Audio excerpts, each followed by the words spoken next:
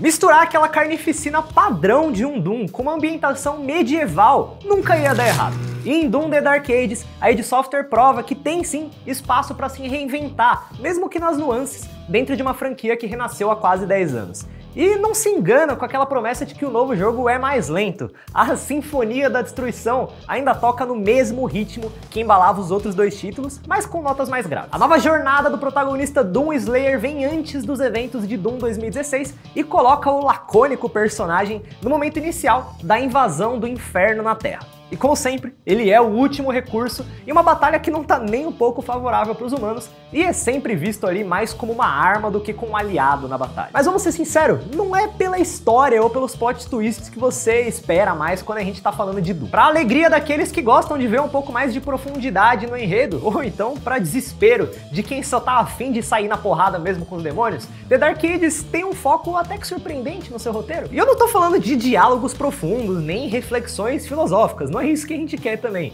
mas tem um carinho maior com o pano de fundo do que tá rolando ali. A novidade é bem-vinda e serve até em alguns momentos-chave como um combustível para você atirar com ainda mais ódio contra alguns inimigos safados. Porque no fim das contas, Doom é sobre isso, dar porrada em demônio vagabundo, e o Slayer nunca teve tão estiloso quanto nessa era medieval. Ele tá cheio dos brinquedos novos, como o serra-escudo, que olha só, é um escudo e uma serra ao mesmo tempo. Ele também tem o mangual e a já famosa metralhadora que usa crânios como munição. E esse personagem segue transmitindo todo o poder que a gente passou a esperar dele. Ao menos na trilogia contemporânea, o Final Boss não é o demônio mais forte ou a criatura cósmica que tá na última fase.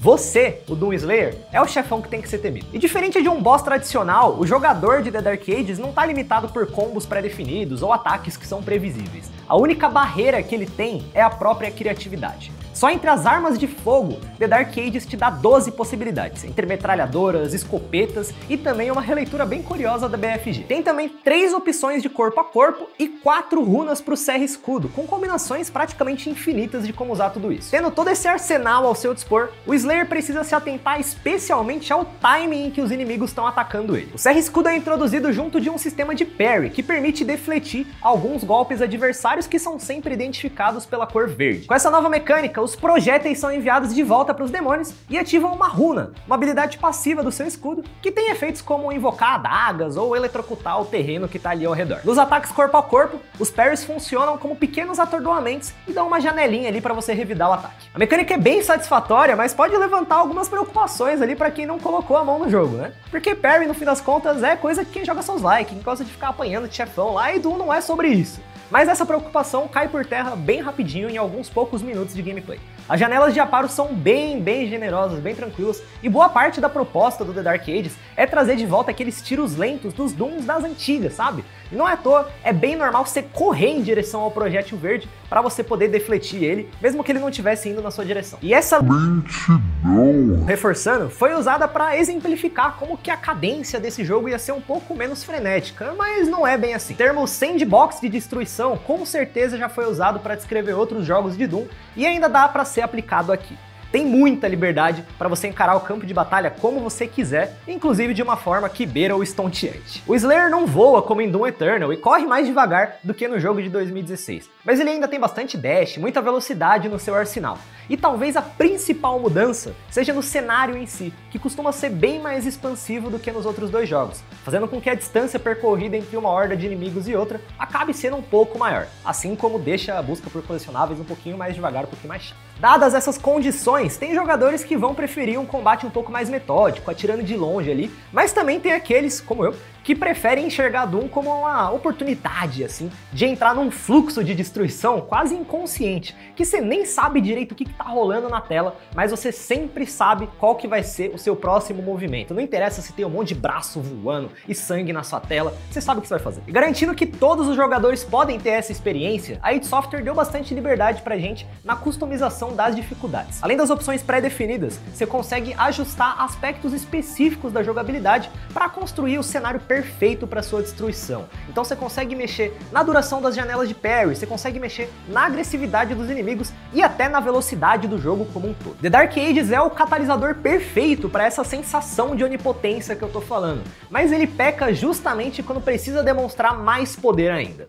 Entre as 22 missões do jogo, tem alguns momentos em que o Slayer monta num dragão para combates aéreos e também tem outros em que ele pilota um mecha gigantesco chamado Atlas. E essas duas possibilidades são bem da horas, né, quando você olha assim o primeiro momento, mas elas rapidamente se tornam, por motivos um pouquinho diferentes, pontos fracos do jogo. O Atlas é pesado e poderoso como você espera e também é divertidíssimo atropelar as construções como se não fosse nada. Mas as batalhas dentro do robozão são quase coreografadas, dadas as proporções, né? As lutas me lembram um pouquinho de Hellblade 2 pela sua protocolaridade. Os golpes dos inimigos são muito fáceis de desviar, eles são muito lentos. E responder a eles é quase automático, você não precisa se esforçar nem um pouco. E até tem algumas mecânicas interessantes, como carregar ataques especiais para aumentar ali o seu poder de destruição, mas longe de ser algo que faz o olho brilhar. O dragão, por outro lado, eu acho que é um pouco mais complicado. Ele entrega bastante agilidade, mas quase nenhuma potência.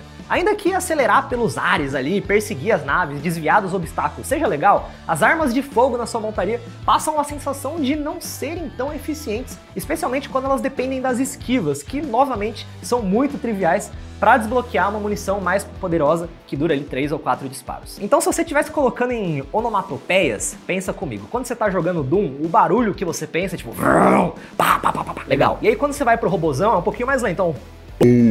Como se fosse a língua da baleia da Dory Procurando Nemo. E aí você vai pro dragão, que pô, mó da hora, rockzão tocando, e aí o dragão atira e é piu, piu, piu. Meu bosta, né? E um jogo que se compromete todo momento em dar todo esse poder do Slayer pro jogador, as sequências aéreas só parecem meio nerfadas, sabe? Não é como se esses pontos também, tanto o dragão quanto o Atlas, fossem péssimos. Eles só são nitidamente inferiores ao restante da ação.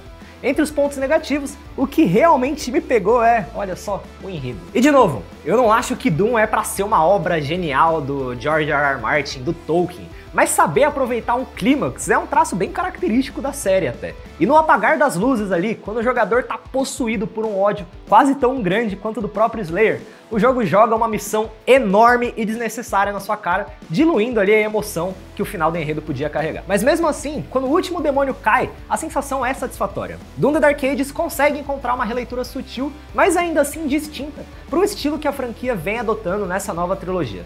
No fim das contas, o mais importante num jogo como esse é a diversão em brutalizar os seus inimigos, e a id Software precisa fazer muita força para perder a mão nesse aspecto.